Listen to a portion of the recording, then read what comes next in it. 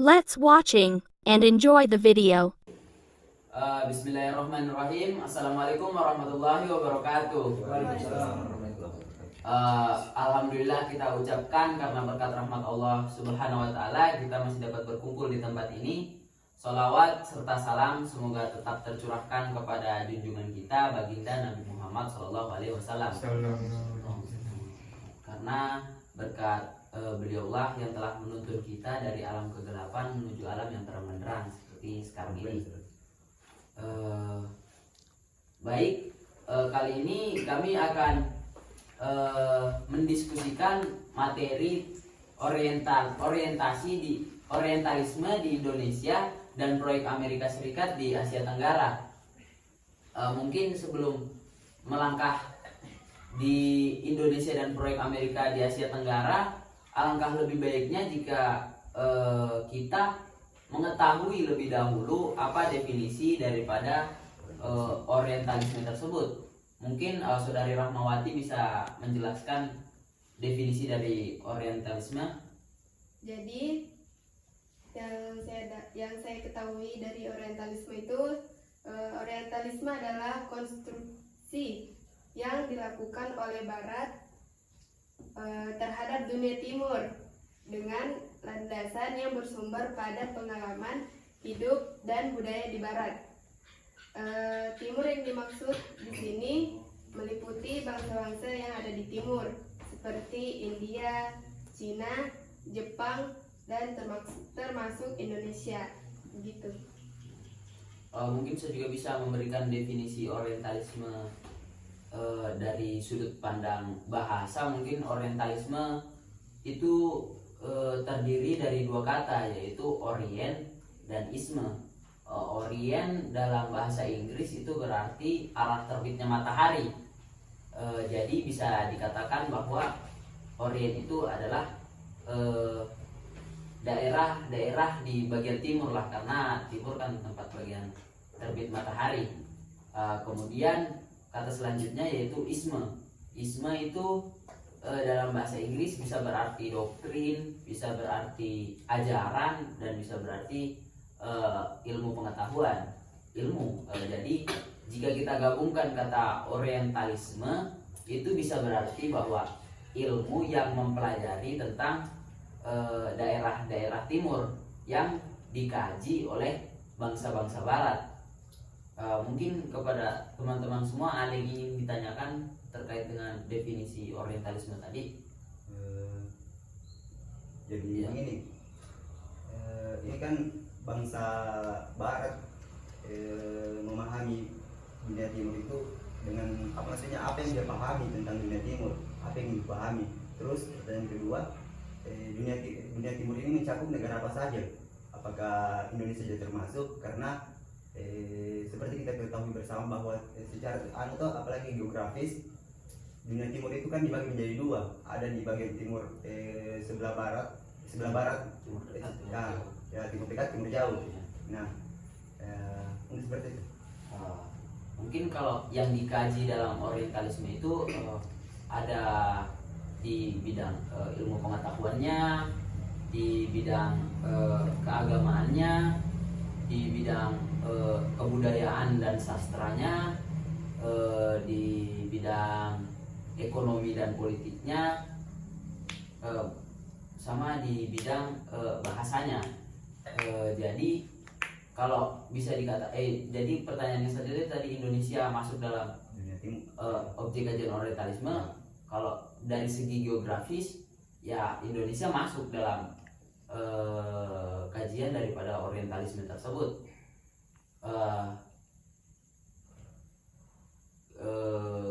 Dia masuk dalam kajian orientalisme tersebut karena kan Indonesia itu masuk dalam daerah timur.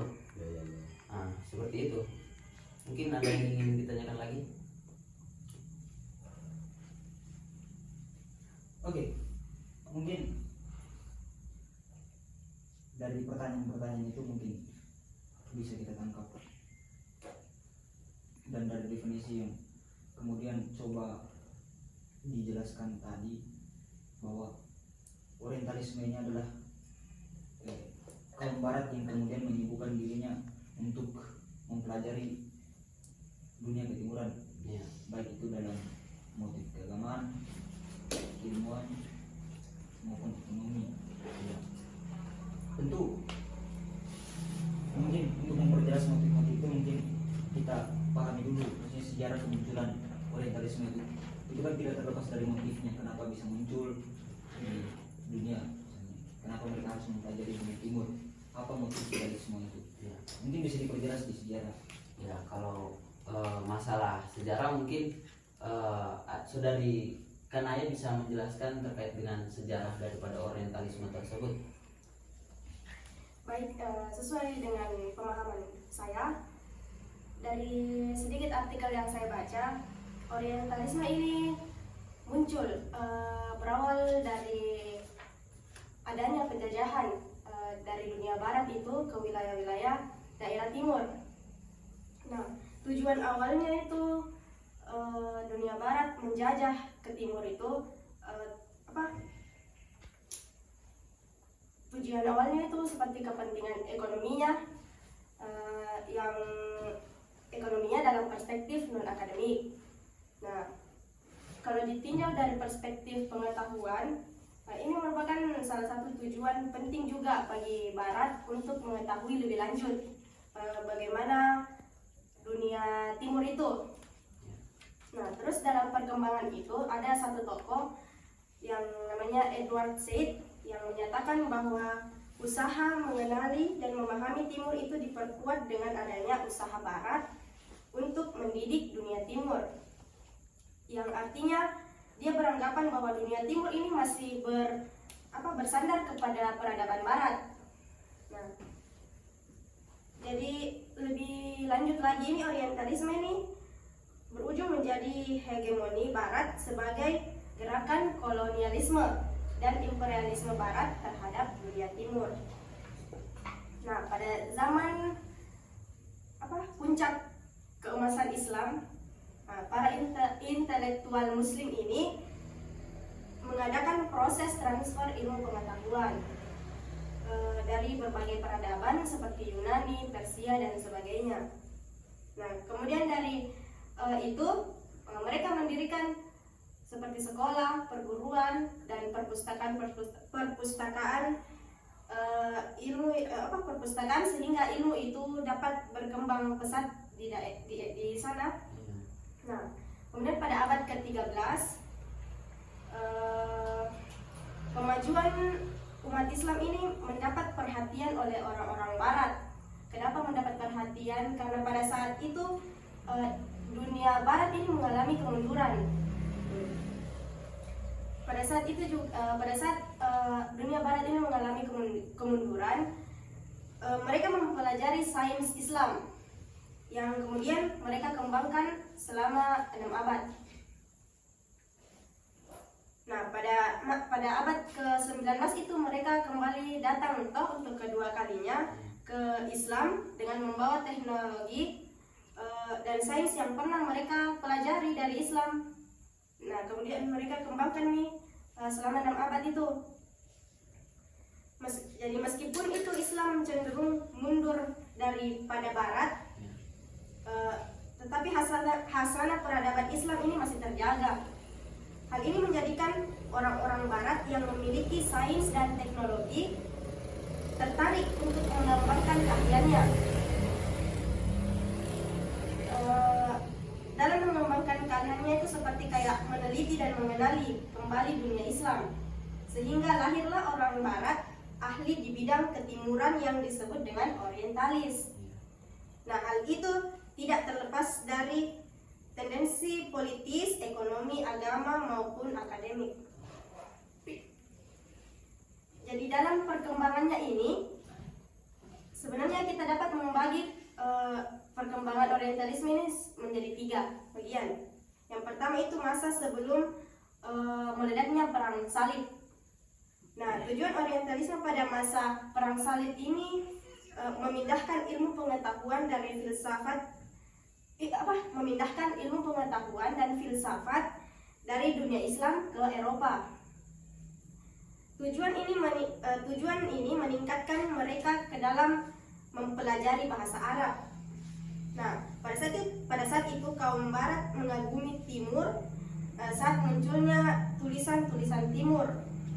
Dimulai dari tulisan Ibnu Sina yang menjelaskan tentang dasar-dasar kedokteran, kemudian terdapat tokoh-tokoh politik Ayyubiyah Salahuddin yang terkenal dengan diplomasi politik yang ia jalankan. Kemudian yang kedua, munculnya masa pencerahan di Eropa sampai sekarang. Nah, masa pencerahan ini ditunjukkan untuk mencari kebenaran. Bangsa Barat mulai meninggalkan gereja karena menganggap peraturan-peraturan dan ketetapan-ketetapan gereja itu tidak pas dengan rasio yang berkembang, yang mengakibatkan terjadilah perubahan religius, politik, dan intelektual yang mendalam pada reformasi pada abad ke-16 itu. Pada saat itu kekuatan rasio mulai meningkat. Barat mulai berkiblat ke Islam dan memuji karya-karya Islam. Nah, gitu. Kemudian pada masa ketiga ini bisa disebut dengan masa kolonialisme. Mereka bangsa Barat ingin lebih dalam mengetahui apa sebenarnya yang membuat bangsa Timur itu berkembang. Nah, Barat melakukan perdagangan dan menundukkan bangsa-bangsa Timur untuk melihat lebih dekat termasuk agama dan kultur mereka. Nah, yang pada intinya orang-orang Barat ini ingin menguasai Timur. Oleh karena itu dibutuhkan pengetahuan Timur secara objektif dan menyeluruh agar dapat menyusun strategi untuk mencapai tujuan. Adapun tujuan adanya Orientalisme ini ada 3. Yang pertama itu membuat keraguan terhadap keabsahan Al-Quran sebagai firman Allah. Para Orientalis mengatakan bahwa Al-Quran itu bukan dari Allah, tetapi berasal dari karangan Nabi Muhammad. Nah, yang kedua, membuat keraguan terhadap kebenaran ajaran Nabi Muhammad dengan tujuan untuk upaya peraguan yang mereka lakukan itu mencakup masalah keabsahan hadis-hadis Nabi Muhammad. Mereka mencari-cari alasan bahwa hadis Rasulullah mengandung dusta. Nah, yang ketiga, membuat keraguan terhadap urgensi bahasa Arab sebagai bahasa yang sesuai dengan perkembangan ilmu pengetahuan. Dan yang terakhir, membuat keraguan terhadap fikih-fikih Islam yang asasi. Nah, di sini para Orientalis benar-benar membuat kekeliruan ketika menelaah tentang kebebasan undang-undang fikih tersebut. Jadi pada saat itu mereka mereka langsung saja menduga bahwa fikih-fikih yang luar biasa ini bersumber dari undang-undang Romawi atau Eropa. Mungkin itu sejarah Orientalis yang saya ketahui. Jadi bisa dikatakan bahwa motif dari kemunculan Orientalisme itu yang dijelaskan tadi itu ada 3 ya. Yang pertama itu motifnya dalam keagamaan, karena tadi dikatakan bahwa bisa dikatakan karena munculnya agama Islam. Kan di Barat itu mayoritas adalah agama Kristen, dan ada kayak doktrin dari agama Islam mengatakan bahwa agama Islam adalah penyempurna dari agama sebelumnya. Nah, jadi karena doktrin ini mungkin bangsa-bangsa Barat merasa tersaingi dan menganggap bahwa sebenarnya agama Kristen lah yang lebih ibaratnya lebih benar daripada agama Islam. Nah, jadi upaya dari orang-orang Barat itu berupaya untuk menjatuhkan agama Islam tersebut. Nah, seperti misalnya ada contoh Orientalis dari Barat itu, kalau tidak salah orang Belanda namanya itu Snodgrass itu mengatakan itu adalah orang yang masuk Islam, belajar agama Islam dan menetap juga di Arab itu selama bertahun-tahun untuk mempelajari agama dan budaya Islam. tapi dia menuliskan bahwa mengatakan bahwa kitab suci agama Islam yaitu Al-Quran itu seperti yang dikatakan tadi bukan wahyu dari Tuhan, melainkan dari karangan daripada Nabi Muhammad SAW. Dan juga contoh lain daripada dampak orientalisme itu bagi Islam itu adanya Islamofobia. Nah, di mana Islam tersebut dikatakan ada orang-orang yang fobia terhadap Islam karena beranggapan bahwa Islam itu adalah agama yang teroris. Seperti yang diketahui kan, Islam itu agama yang cinta damai ya, tapi kenapa bisa dikatakan bahwa agama yang teroris? Mungkinkah ya bisa saja mungkin teroris tersebut buatan daripada bangsa-bangsa barat untuk menjatuhkan agama Islam. Dan juga faktor yang kedua yang dijelaskan tadi itu faktor keilmuan. Kan pada abad pertengahan itu bangsa barat mengalami kemunduran ya, dalam bidang ilmu pengetahuan, dan di timur itu ilmu pengetahuan lagi tinggi-tingginya. Jadi mungkin bangsa barat berupaya untuk menaikkan lagi ilmu pengetahuannya ya dengan cara mempelajari ilmu pengetahuan yang sedang naik ya di timur tersebut. Dan cara agar dapat bisa mempelajari karya-karyanya ya dengan cara mempelajari bahasanya. Jadi para orientalis barat itu belajar ke Arab untuk mempelajari bahasanya untuk dapat menerjemahkan karya-karya daripada keilmuan bangsa timur. Selanjutnya itu faktor motif yang tadi itu adalah motif ekonomi dan politik, yang bisa dikatakan politik. Kan setelah naik kembali keilmuan bangsa barat, mereka membutuhkan pasar gitu, membutuhkan daerah untuk dijajah. Nah, orientalis itu berpendapat bahwa daerah timur adalah daerah yang cocok untuk dijajah atau dijadikan pasar, seperti ya di Indonesia tadi. Dan orientalisme itu berperan besar dalam penaklukan daerah-daerah jajahan. Contohnya saja waktu penaklukan Aceh itu Sunan Kudus kan sudah belajar tentang agama Islam, dan dia juga menjadi mata-mata di Aceh. Dari Belanda tersebut dia mempelajari masyarakat Aceh, berbaur dengan masyarakat Aceh, sehingga Sunan Kudus ini mendapat banyak informasi dari masyarakat Aceh, dan dia bisa memberikan informasi tersebut kepada Belanda. Nah, sehingga dalam menghadapi kesulitan-kesulitan tersebut Belanda dapat lebih mudah menghadapinya. Jadi Aceh lebih gampang lah jatuh karena apalagi informasi-informasi yang diberikan dari orientalis tersebut. Mungkin ada teman-teman sekalian yang ingin berpendapat atau bertanya. Tim Rifki mau berpendapat. Oke, baik. Ya. Dari beberapa hal yang kemudian coba dipaparkan dari sejarah, kemudian dilanjutkan. Ya, motifnya. Pertama, ada beberapa motif yang kemudian sehingga orientalisme bisa ada di dunia seni. Pertama yang kemudian coba dijelaskan itu dari motif keagamaan Barat. Mungkin sedikit tambahan dari saya. Dari apa yang kemudian sudah dijelaskan saudara-saudara tadi, bahwa dimulai dari sejarah mungkin bahwa ada beberapa motif yang kemudian sehingga orientalisme ini bisa ada di dunia. Jadi kan sudah jelas tadi bahwa definisi dari orientalisme itu apa, bahwa orientalisme itu adalah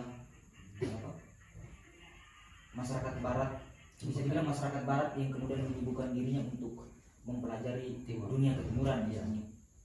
Nah, motif yang kemudian coba dijelaskan oleh saudari tadi bahwa motif pertama itu mungkin dari keagamaan ya. Nah, kalau ditinjau dari agama yang timur, nah bagaimana caranya barat untuk meruntuhkan keagamaan yang kemudian ada di timur itu mungkin harus ada yang seimbang dengan agama, misalnya harus diperlawankan dengan agama misalnya. Iya. Kalau di timur itu mungkin Islam ya misalnya yang berkembang saat itu, mungkin Kristen mungkin Barat itu menggunakan Kristen sebagai alat untuk itu. Jadi pertama mereka mulai membangun propaganda tuh Iya. dengan menggunakan Kristen sebagai alat propaganda. Nah, dari situ juga bisa kita lihat bahwa implikasi yang kemudian muncul setelah propaganda itu dibangun, mungkin seperti yang kita bilang tadi, terorisme misalnya. Iya. Terorisme bisa kita bilang bahwa itu adalah implikasi dari propaganda yang kemudian dibangun oleh dunia Barat. Iya. Itu juga yang pernah saya dengar bahwa iya produk, jadi Produk yang pencipta dari teroris tersebut. bukan teroris, ISIS. Ya. ISIS itu produk Amerika Serikat. Nah, itu juga mungkin implikasi dari propaganda yang kemudian dilakukan oleh Barat untuk menjatuhkan Islam. Iya. Jadi motif kedua itu kenapa orientalisme bisa muncul itu motif keilmuan. Tidak bisa kita pungkiri bahwa sejarah telah mencatat keberhasilan umat Islam dalam pembangunan sains dan teknologi yang kemudian saat itu Barat belum punya apa-apa. Iya. Toh? Jadi di situ mereka tertarik karena mereka tidak punya apa-apa dengan itu, mereka melihat Islam itu sudah berkembang pesat dalam dunia teknologi, sains dan teknologi, sehingga mereka tertarik untuk mempelajari Timur misalnya. Sebagai contoh mungkin bisa kita lihat dari teori hermeneutika yang banyak dikagumi oleh intelektual dan akademisi negara kita. Motif ketiga itu mungkin dari sisi ekonomi Iya. dan politik selanjutnya misalnya. Iya. Kenapa mereka kemudian tertarik di wilayah itu? Mungkin pada saat itu ekonomi di negara mereka itu mungkin berkurang dan sedikit mengalami kemunduran misalnya. Iya. Kemudian karena memang tidak ada kekayaan alam. Oh, tidak ada kekayaan alam. Iya. Jadi yang punya kekayaan alam yang paling banyak itu mungkin lebih kepada ke arah timur misalnya. Iya. Timur jauh lah. Timur Asia Timur. Nah, sekarang kan persoalannya yang dibahas ini adalah persoalan orientalisme di Indonesia khususnya. Kan kita yang tadi sudah bahas orientalisme, sejarah orientalisme. Nah, kita bahas dari orientalisme yang ada di Indonesia. Kira-kira dari beberapa motif yang kemudian sudah dijelaskan itu, apakah kemudian orientalisme yang ada di Indonesia itu motifnya itu karena keagamaan, politik, ekonomi, atau keilmuan? Maksudnya kalau kita mau lihat ya, maksudnya apakah dia itu, kenapa orientalisme bisa ada di Indonesia itu, apakah karena motif keagamaan atau motif keilmuan ataukah motif ekonomi yang kemudian mereka bisa hadir di Indonesia, mereka bisa mempelajari Indonesia? Kalau dari keilmuan kayaknya ya tidak sih. Kenapa? Ya karena bisa dibilang Barat walaupun sedang mundur tapi dia tetap ada bidang keilmuan daripada Indonesia tersebut. Betul. Jadi kalau bidang keilmuan saya rasa bukan dari objek orientalisme Barat untuk di Indonesia. Betul. Kalau kekayaan alam mungkin bisa merupakan objek dari orientalisme tersebut bangsa Barat. Bagaimana kalau dari sisi keagamaan? Maksudnya motifnya itu karena motif keagamaan sehingga mereka bisa hadir di Indonesia. Kalau keagamaan misalnya kan dulu Indonesia masih kayak misalnya beragama Hindu Buddha, masih ada yang beragama kayak leluhur yang menyembah leluhur alam. Kalau untuk menghancurkan agama tersebut seperti Islam kayaknya sih tidak. Mungkin untuk mengkristenisasikan mungkin bisa termasuk dalam orientalisme Barat. Mungkin bagaimana? Jadi Kalau bidang agama menurut pandangan Anda masuk atau atau tidak? apakah orientalisme masuk di Indonesia itu karena motifnya itu karena keagamaan atau bahkan bukan? Bagaimana menurut saudara? Kalau untuk menyebarkan agama, bangsa Barat datang ke Indonesia untuk menyebarkan agamanya, untuk mengkristenisasikan bangsa Indonesia, itu kan itu termasuk dalam orientalis. Nah itu kan nanti hal lain yang kemudian mereka masukkan ketika mereka sudah berada di Indonesia. Iya. Karena agama saat itu juga Indonesia masih menganut, maksudnya masih menganut bisa, mesti kita ketahui bahwa Indonesia saat itu masih menganut paham apa? Kalau Apa? yang Dalam leluhur. iya kalau apa namanya kalau di pesawat Nggak tahu. lanjut. Nggak tahu. Nah kan Indonesia masih Iya. menganut produk agama yang kemudian dari luar. Iya. Nah, kalau Islam itu kan pasti mungkin dari Arab. Iya. Oh Kristen itu mungkin bisa dari Barat sebelum. Berarti tidak bisa kita jadikan agama itu sebagai motif Barat untuk masuk ke Indonesia. Dari sisi keilmuan juga tidak yang kita Iya, tolak. iya. Kalau Berarti mungkin kita sepakat.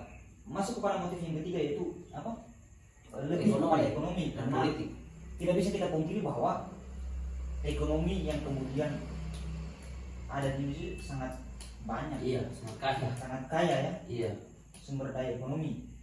Dari rempah-rempah, dari kekayaan kayak hasil bumi, dalam buminya kayak misalnya emas, nikel, batu bara, minyak Kan- bumi.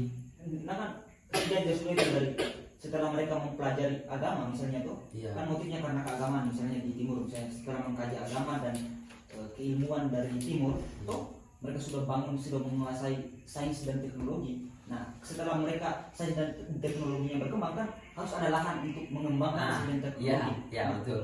jadi untuk mengembangkan itu mereka harus cari lahan tuh, Iya. supaya itu bisa berjalan sesuai dengan rancangan yang sudah mereka Iya. buat.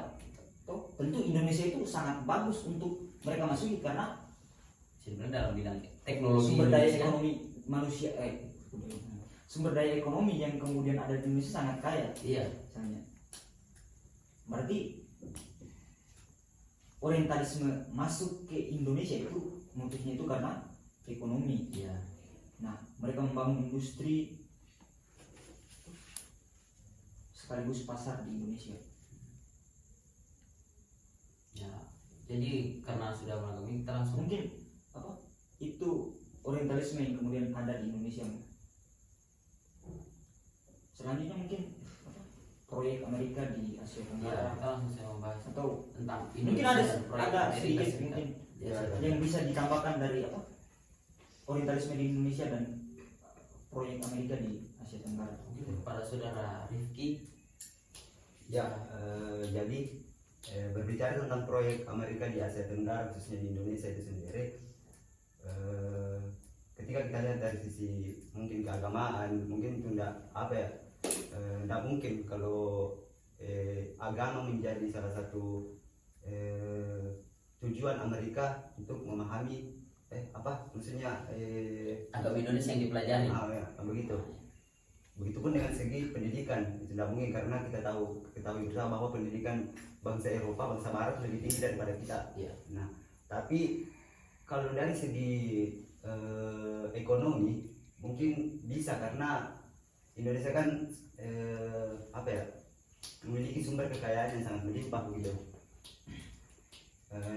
Diawali dengan masa Orde Baru. Di situ kan Indonesia mengalami krisis ekonomi, sosial, politik, dan sumber daya alam. Nah, pada saat itu Indonesia mencoba membuka keran investasi di negara Indonesia kepada pihak-pihak asing. Nah, membuka keran investasi kepada negara-negara asing untuk menstabilkan kembali ekonomi Indonesia, gitu. Untuk memperbaiki kembali karena pada masa itu Indonesia memiliki krisis ekonomi. Nah, pada tanggal 6 sampai 8 Oktober 1983, mulailah Amerika Serikat mengadakan sebuah referensi kayak rapat besar-besaran antar negara, dan Indonesia pun diajak karena melihat anggapan Amerika melihat Indonesia sangat krisis kayak terpuruk lesu. Iya. Nah, Indonesia juga diajak untuk menghadiri rapat itu dengan mengundang para usahawan Amerika yang paling terkemuka pada saat itu. Iya. Nah, salah satu upaya pada masa Orde Baru yang terjalin hingga kini adalah kerjasama antara pemerintah Indonesia dengan pemerintah Amerika Serikat. Dari proyeknya itu Freeport, PT Freeport yang ada di Papua. Nah, timbul pertanyaan, kenapa Amerika Serikat ini sangat menginginkan sumber daya alam Indonesia itu Freeport contohnya. Kenapa dia ingin sekali menguasai PT Freeport? Nah, karena PT Freeport telah menguntungkan Amerika Serikat karena menjadi eksportir emas utama bagi Amerika Serikat dengan memproduksi kurang lebih 230.000 per hari ton perharinya emas gitu. Nah, walau bukan menjadi komoditas utama dari Amerika Serikat itu, tetapi nilai jangka panjang yang menjadi penopang ekonomi Amerika Serikat cenderung stabil karena hasil yang apalagi yang didapatkan pada proyek Freeport itu sangat menguntungkan Amerika Serikat. Nah, sedangkan untuk negara Indonesia, PT Freeport memberikan biaya produksi serta membuka lapangan pekerjaan bagi masyarakat Indonesia, tidak hanya untuk penduduk Papua, namun penduduk yang berdomisili selain Papua. Dan tercatat pada tahun 2011 PT Freeport telah terletak di Papua tersebut telah mempekerjakan sebanyak 8.000 pekerja asal Indonesia. Nah, namun wilayah Papua masih keterbelakangan wilayah dilihat dengan dimana infrastruktur dan pendidikan masyarakat Papua sendiri itu sangat rendah. Nah, ya mungkin itu juga menjadi alasan Indonesia mengapa Indonesia sangat membutuhkan bantuan dari negara asing karena itu pendidikan Indonesia sangat lemah, terus juga teknologi Indonesia itu untuk mengelola sumber daya alam di Indonesia Freeport itu tidak ada alatnya. Nah, sedangkan Amerika ada, jadi dia berharap ke negara asing ya, seperti yang dikatakan tadi untuk karena sudah naik pengetahuannya, memerlukan lahan untuk ilmu pengetahuan tersebut. Ya, betul.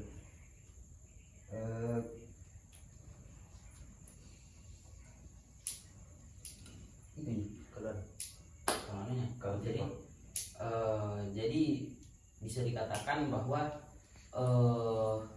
Amerika Serikat itu menjadikan Indonesia sebagai kayak orientalismenya itu karena di Indonesia itu dalam bidang kekayaan alamnya itu sangat kaya ya, kayak misalnya kan faktor bangsa-bangsa barat datang ke Indonesia awal mulanya itu kan terkait dengan rempah-rempah. Nah, jadi di situ peran orientalisme kan tidak mungkin baru datang langsung bisa dapat menguasai rempah-rempah terus, jadi mereka butuh untuk berbaur. Untuk jadi itulah peran orientalisme bagi bangsa barat. Nah, terus seperti yang diketahui kan tadi bahwa Indonesia dalam kekayaan alam dan hasil buminya, misalnya dalam bidang pertambangan ada middle rare earth, ada nikel, emas, minyak bumi, batu bara. Dalam bidang pertambangan itu ya seperti yang dikatakan tadi kan karena sudah naiknya bidang teknologi, ilmu pengetahuan dan sainsnya, mereka butuh lahan karena di daerah mereka, di daerah barat itu tidak terlalu banyak kekayaan alamnya, jadi mereka butuh daerah untuk menyalurkan daripada teknologi dan pengetahuannya. Dan Indonesia kan dalam bidang tersebut kan ya bisa dibilang masih tertinggal ya, tidak hanya mempunyai kekayaan alam tapi tidak mengerti bagaimana cara mengelola kekayaan alam tersebut. Jadi itulah bangsa barat bisa masuk di sela-sela tersebut untuk kayak mengambil manfaat lah, kayak mengambil manfaat daripada itu, dan malah justru menguntungkan mereka bukan menguntungkan kita. Nah, mungkin bisa dilanjutkan ke pembahasan mungkin ini kan Amerika dan Indonesia ini kan sebelum Amerika menguasai Freeport itu ada kan perjanjian toh di masa kalau tidak salah Soekarno, perjanjian untuk Amerika yang mengelola PT Freeport dengan waktu tertentu. Nah, dan berakhir pada tahun 2011. Nah, 2011 dilanjutkan toh. Ya, jadi pertanyaan saya begini, mau sampai kapan Amerika ini ingin memegang PT Freeport itu? Apakah sampai Indonesia mempunyai alat tuh untuk mengelola sumber daya alam Indonesia sendiri, atau sampai kapan? Kalau saya rasa sih sebenarnya Indonesia sudah mampu untuk mengelola PT Freeport tersebut. Sekarang? Cuman mungkin ada kayak kekuatan-kekuatan lah, kan bisa dibilang dalam bidang tersebut kita masih didikte dari bangsa barat, terutama Amerika yang mendikte kita. Dari segi apa itu? Terutama itu tadi dalam bidang ekonomi, bisa dibilang kan kita dalam bidang ekonomi itu masih dijajah sama Amerika karena kita masih didikte dari mereka. Jadi sebenarnya Indonesia sebenarnya bisa, tapi karena ya kita masih bisa dibilang masih dijajah oleh bangsa barat, jadi itulah yang, dan juga kan bangsa Amerika tersebut kan masih membutuhkan daripada kekayaan alam dari PT Freeport tersebut. Jadi kayaknya bisa lepas, tapi ya sulit lah karena bisa dibilang kita masih didikte daripada bangsa Amerika tersebut. Bagaimana dengan Anda? Oke, mungkin sedikit tambahan dari saya mengenai proyek Amerika yang ada di Asia Tenggara. Iya. Jadi setelah pasca Perang Dunia Kedua itu sangat membawa pengaruh besar, perubahan besar terhadap sistem dalam dunia perpolitikan. Nah, setelah Perang Dunia Kedua itu menjadikan posisi Amerika sebagai negara yang superpower, yang mendominasi. Iya. Nah, akibat dari Amerika Serikat yang kemudian menjadi negara yang superpower sekaligus mendominasi, nah akibatnya itu terjadi perubahan pola interaksi antar negara. Yang kedua itu terjadi perubahan sistem pada pemberian konsekuensi bagi tatanan dan stabilitas di dunia. Nah, strategi yang kemudian dilakukan oleh Amerika Serikat itu adalah seperti yang dibilang tadi, mereka membangun hegemoni. Tujuannya itu adalah mempromosikan regional order yang dimilikinya. Nanti mungkin bisa apa itu yang disebut sebagai regional order, itu bahasa Inggris. Nah, setelah hegemoni itu dibangun, pengaruh dari hegemoni itu menjadikan Amerika Serikat itu merasa tidak ada yang kemudian memiliki keseimbangan dengan dia, gitu. Maksudnya tidak ada yang mampu menyaingi dia sebagai negara yang punya kekuatan, seperti yang dibilang tadi, sebagai negara yang superpower. Iya. Dengan membangun hegemoni dan mempromosikan regional order yang dimiliki oleh mereka. Nah, ini bisa kita lihat ya, bagaimana mereka membangun proyek di Asia Tenggara sehingga bisa kuat dan bertahan sampai sekarang, dimulai dari pasca Perang Dunia Kedua. Dua hal yang kemudian menjadikan Amerika Serikat sebagai kekuatan hegemoni tunggal di kawasan Asia Pasifik. Yang pertama, mereka pertama-tama melakukan menjalin hubungan bilateral dengan negara kunci yang ada di Asia Tenggara, misalnya kayak Korea Selatan, Jepang, India, dan negara-negara yang kemudian tergabung dalam wilayah ASEAN. Itu yang kedua, membangun komitmen militer. Nah, setelah menjalin hubungan bilateral dengan negara-negara kunci yang kemudian ada di Asia Tenggara dan komitmen kemiliteran, setelah itu mereka kemudian berupaya untuk mengatur segala sesuatu yang terjadi di kawasan Asia untuk mempertahankan superioritasnya. Itu sebagai apa? Sebagai negara yang superpower, yang mendominasi. Jadi setelah mereka bangun hubungan bilateral antara dengan negara-negara kunci yang ada di Asia Tenggara seperti Korea Selatan, Jepang, dan India dan sebagainya, itu mereka kemudian mengatur. Jadi mereka yang kemudian menjadi alat untuk mengatur negara-negara apapun yang kemudian terjadi di wilayah Asia. Iya. Nah, karena tadi itu untuk mempertahankan superioritasnya sebagai negara yang superpower itu dengan dalil untuk menjaga keberhasilan kawasan itu sangat luar biasa ya. Iya. Nah, mungkin pertanyaan selanjutnya adalah kenapa harus Asia begitu yang menjadi daerah jajahan kaum? Iya, kan ini kan orientalisme yang kemudian mengkaji Oh iya ya. dunia ketimurannya. Iya. Asia Tenggara itu menjadi salah satu negara yang menjadi incaran dari Amerika Serikat. Nah, tidak bisa kita pungkiri bahwa sebelumnya itu kan kita sudah tahu bahwa ketika mereka sudah menguasai sains dan teknologi, mereka kemudian membangun perindustrian, kemudian mereka alat itu kan mereka mau mencari lahan begitu ya. Jadi Asia Tenggara itu lahan yang paling bagus untuk menjalankan Teknologinya tadi. teknologi yang kemudian sudah mereka bangun sebelumnya. Toh? Nah, perlu diketahui bahwa Asia Tenggara itu memiliki peran penting bagi perekonomian Amerika Serikat. Kenapa? Karena ya memang Asia Tenggara itu secara geografis terletak di kawasan yang memiliki gross national product atau GNP yang mendekati hampir 800 miliar dolar. Itu luar biasa sekali. Dan juga Asia Tenggara itu juga memiliki sumber daya manusia yang sangat padat. Iya. Indonesia kan juga termasuk negara terbanyak penduduknya.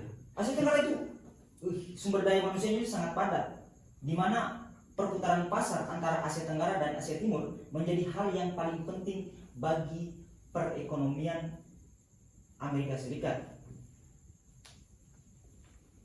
Dalam bidang ekspor dan impor kan Asia Tenggara. Nah, dua hal ini yang kemudian menarik perhatian dari Amerika Serikat. Kenapa harus ke Asia begitu ya? Pertama mungkin tadi sudah diperjelas bahwa secara geografis ya sudah kita ketahui bahwa ya letak Asia Tenggara itu kawasan yang kemudian memiliki gross national product yang pendapatannya itu hampir 800 miliar dolar. Yang kedua sumber daya manusianya yang banyak sehingga perputaran ekonomi global itu semakin cepat. Jadi kan semakin banyak sumber daya manusia itu semakin cepat perputaran ekonomi global. Nah, modal investasi yang kemudian mereka lakukan juga semakin cepat berkembang sehingga perkembangan yang kemudian tujuan awal mereka itu ya sesuai dengan cepat berkembang. Iya. Makanya sampai sekarang itu ya masih bertahan di Asia, kawasan Asia. Iya. Karena ya sumber daya manusianya juga di Asia Tenggara masih sampai sekarang itu masih mendominasi wilayah-wilayah di dunia misalnya. Hal itulah yang kemudian membuat Hal itulah yang kemudian membuat kawasan ini menjadi kawasan yang sangat aktif dalam perputaran ekonomi global. Selanjutnya mungkin jadi Amerika Serikat setelah itu untuk mempertahankan pengaruhnya di Asia Tenggara, mereka melakukan investasi. Nah, setelah mereka membangun itu tuh, mereka kemudian melakukan investasi ya untuk untuk mempertahankan pengaruhnya di wilayah Asia. Iya. Jadi investasi itu mereka mulai bangun dan investasi itu berjalan di bawah naungan ASEAN yang banyak memberikan pengaruh dalam kestabilan hubungan yang dibangun antara pemegang modal dan negeri-negeri di Asia Tenggara. Kan kalau kita melihat struktur yang dibangun oleh Amerika Serikat itu, pertama kan mereka sudah kita akui bahwa tidak bisa kita pungkiri bahwa mereka adalah negara yang superpower. Iya. Kemudian mereka dilanjutkan dengan membangun hubungan bilateral antara negara-negara kunci yang kemudian ada di Asia. Setelah itu mereka kemudian membangun investasi yang kemudian investasi itu di bawah naungan ASEAN yang kemudian punya hubungan tadi. Pertama ya mereka lakukan hubungan itu supaya investasi yang kemudian dilakukan oleh mereka itu lebih kuat dan berjalan sesuai dengan rencana. Itu kan strategi sekali untuk mempertahankan mereka sebagai negara yang superpower.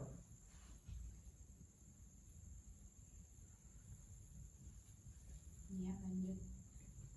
Hingga pada tahun 2016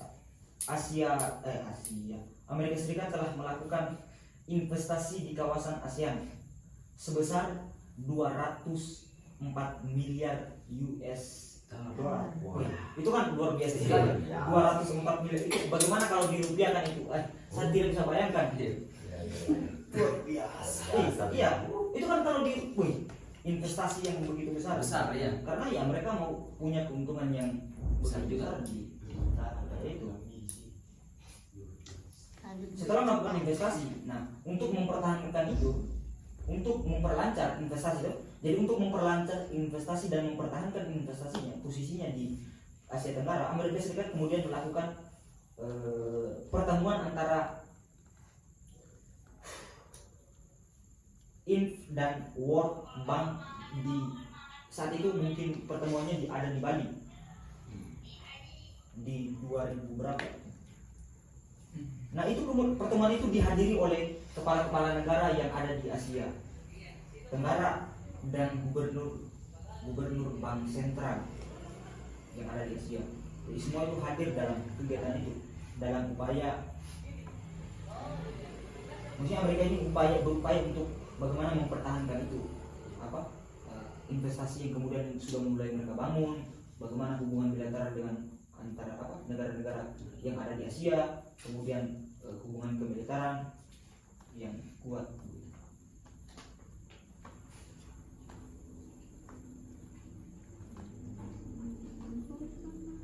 Nah, setelah itu kan kita bahas ini produk Amerika di produksi perusahaan Amerika Serikat di negara-negara Asia itu, khususnya Asia Tenggara, mungkin bisa kita lihat, kita lihat kalau di Indonesia itu Kan Indonesia juga masuk dalam Asia Tenggara ya. ya kita bahas dulu secara umumnya di Asia Tenggara.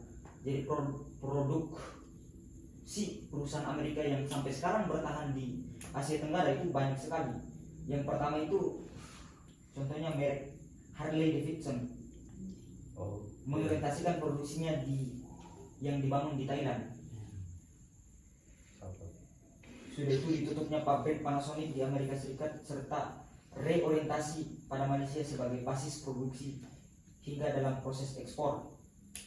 Sudah itu merek Stephen Madden yang memindahkan produksi tasnya dari wilayah awalnya di Cina kemudian ke Kamboja. Nah kalau kita tarik ke Indonesia, yang salah satu bukti bahwa investasi yang dilakukan oleh Amerika Serikat itu masih bertahan sampai sekarang itu bisa kita lihat dengan dibangunnya basis produksi perusahaan-perusahaannya yang ada di Asia Tenggara. Salah satunya itu yang mungkin PT Freeport ya. Iya. PT Freeport melalui kontrak karya yang generasi pertamanya itu pada tahun 1967 yang ada di Papua. Indonesia yang kemudian diperpanjang konsensinya pada tahun 1991 dan berakhir pada tahun 2041. Nah, apabila PT Freeport Indonesia melakukan perpanjangan kontrak setelah tahun 2021, maka kontrak itu akan berakhir pada tahun 2040. Jadi bisa dibayangkan bagaimana. Jadi sulit juga untuk kita mempertahankan. Bagaimana kita mempertahankan itu sementara teknologi dan sains dan teknologi di Indonesia itu sangat kurang sekali, minim. Jadi baik dalam teknologi, ekonomi, apapun itu, tidak bisa kita pungkiri bahwa Indonesia itu masih memproduksi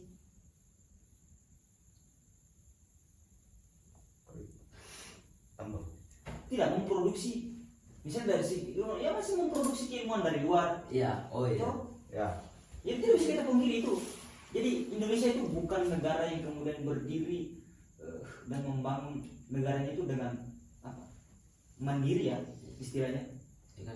Masih banyak dipengaruhi oleh negara-negara luar untuk membangun negaranya, sehingga mereka selalu tertinggal. Dan ya karena itu tadi, bagaimana mau tidak tertinggal?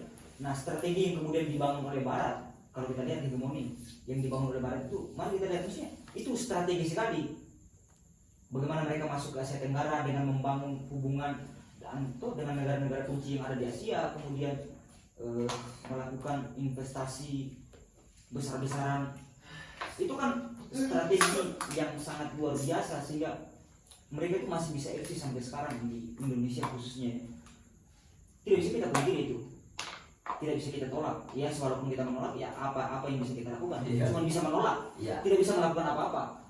Banyak orang yang menolak tapi tidak bisa memberikan sumbangsi yang bisa mendobrak itu dan menjatuhkan. Kita tidak punya super power. Iya, memang dari awal Amerika Serikat itu menjadi negara yang ya bisa dibilang super power. Dan negara yang mampu menyaingi Amerika Serikat itu cuma Cina. Di bidang ekonomi, politik dan lain sebagainya cuma Cina yang kemudian menjadi negara yang punya saingan. Sekarang itu yang punya saingan dengan Amerika Serikat. Iya. Itu yang bergulat. Iya kan sekarang lagi perang. Iya. Sampai ada yang memprediksi bahwa di tahun-tahun selanjutnya mungkin ada peperangan, jadi bukan lagi Perang ekonomi. jadi ekonomi itu akan kembali kepada seperti yang sebelum-sebelumnya akan terjadi peperangan. Perang dengan senjata. Iya, bukan lagi keilmuan tapi persenjataan, kemiliteran. Iya. Oke, maksudnya baik, mungkin dari apa yang kemudian sudah coba dijelaskan, pertanyaan saya itu mungkin menyangkut hal-hal yang kemudian terjadi sekarang. Tidak bisa kita pungkiri bahwa corona itu kan baru-baru terjadi beberapa tahun lalu, yang itu timbul dari negara di Asia yang apa? Gimana itu? Gimana? Apa? Corona.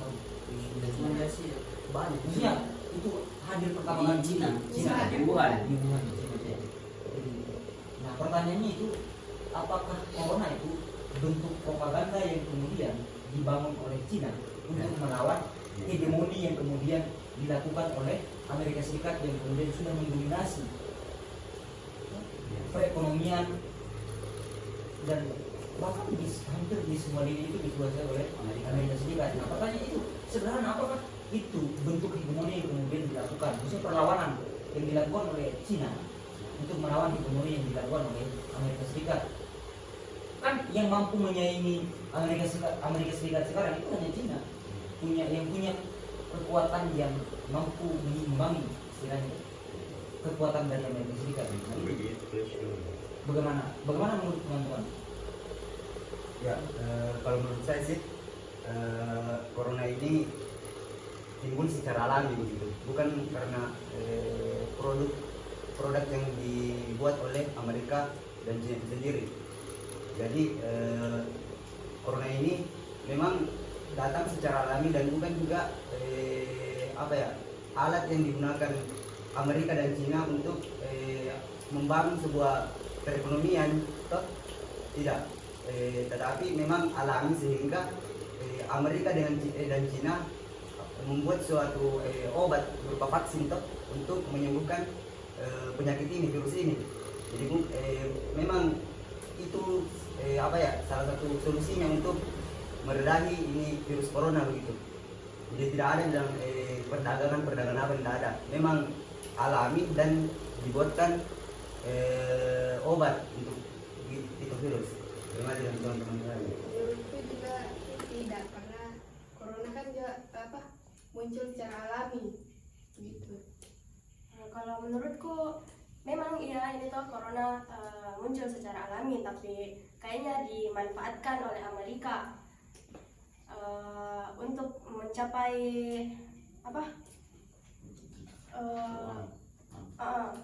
untuk mencapai satu tujuan itu, karena Amerika seperti yang kita ketahui bersama, dia pembuat vaksin terbesar toh. Tapi kalau menurutku itu ada pernah ditulis dalam sama Ihsanuddin Nursi itu mengatakan bahwa corona ini adalah buatan gitu daripada Cina, dari Cina terutama. Dia berpendapat, Ihsanuddin Nursi ini berpendapat bahwa sebenarnya Amerika sudah mempunyai virus ini, cuman yang jadi persoalan itu siapa yang lebih dulu mengeluarkan virus corona ini. dan ternyata Cina yang duluan mengeluarkan virus ini, itu menurut Ihsanuddin Nursi. Ya, kan kalau dia bicara itu dengan fakta-fakta ya, Ihsanuddin Nursi itu pendapatnya ya seperti itu tadi, bahwa corona itu adalah alat yang digunakan dalam perang. Kan Cina dan Amerika ini sedang melakukan perang ekonomi.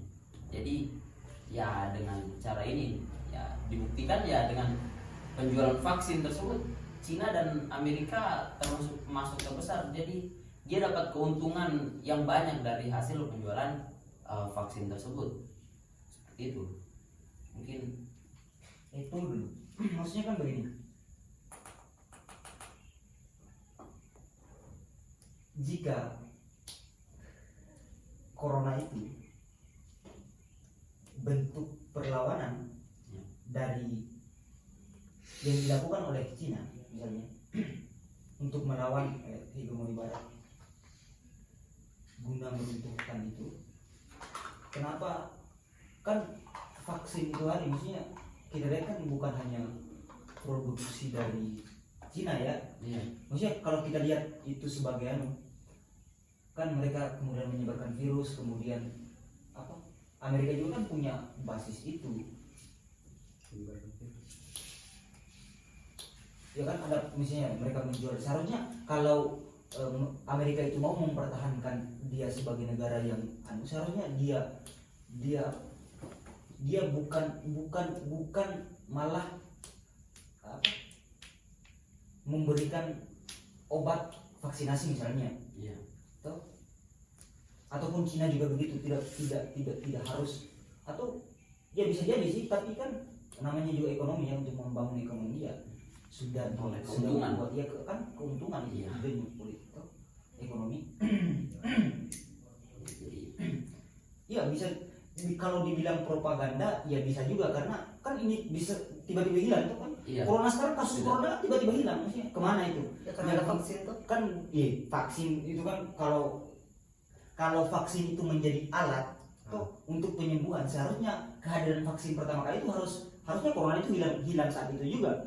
Kalau vaksin itu sebagai alat untuk, tapi kan itu berjalan selama beberapa tahun misalnya. Pertama, vaksin kedua. Ya kan namanya juga vaksin pasti cara penyembuhannya itu bertahap begitu. Iya, tetapi kan dalam disembuh. Tidak ada corona dari model baru. Dan ini juga vaksin itu ndak apa lagi.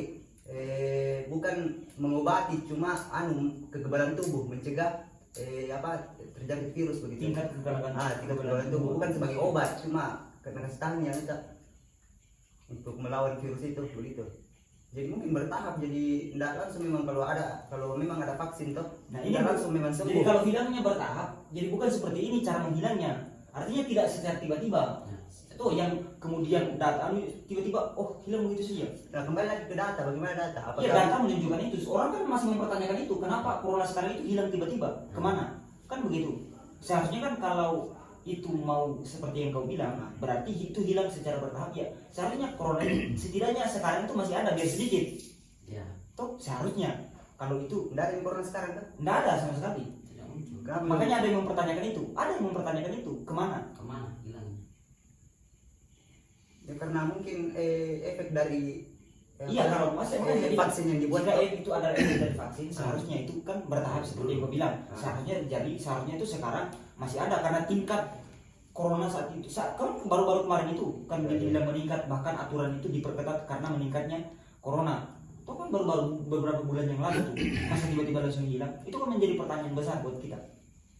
Apakah itu betul adalah propaganda dari yang dilakukan oleh China, atau memang ya itu sesuatu, kalau dibilang sesuatu yang terjadi secara alami ya bisa juga, karena itu adalah penyakit, betul, bisa saja itu ditimbulkan oleh apapun ya. Itu kan masih jadi pertanyaan besar. Ini masih jadi pertanyaan besar ya, antara corona tersebut merupakan buatan atau ya memang terjadi alami. Jadi ya karena sudah selesai mungkin pembahasan dari materi ini, mungkin saya simpulkan saja ya. Jadi bisa dibilang orientalisme itu adalah ilmu yang mempelajari tentang daerah-daerah timur, termasuk juga Indonesia sebagai objek pembelajarannya, tapi Indonesia tidak termasuk dalam kan tadi ada tujuannya ya. Maksud tujuan dari itu untuk memperoleh ilmu pengetahuan, untuk agama Islam terutama, untuk kemudian untuk apa lagi, ekonomi dan politik. Nah, Indonesia itu mungkin jadi kayak objek orientalisme itu dalam tujuan yang ekonomi yang tadi, karena ya seperti yang diketahui bahwa setelah naiknya bangsa Barat, setelah dapat memperoleh ilmu pengetahuan dari daerah-daerah timur, itu di bidang teknologinya Barat bisa dibilang sangat maju. Jadi mereka membutuhkan lahan untuk mengaplikasikan daripada teknologi-teknologi tersebut. Ya salah satunya pemasarannya yaitu di Indonesia, karena ya Indonesia dikenal dengan kekayaan alamnya, dan juga di Asia Tenggara. Nah, jadi bisa dibilang bahwa orientalisme ini hadir di Barat sebagai ilmu yang mereka gunakan agar mereka bisa menjadi negara yang superpower, mereka jadi negara yang paling berkuasa di dunia. Jadi sekira cukup itu saja diskusi kita pada hari ini. Mungkin kita bisa akhiri dengan ucapan alhamdulillahirabbil alamin. Alhamdulillah. Assalamualaikum warahmatullahi wabarakatuh. Wah.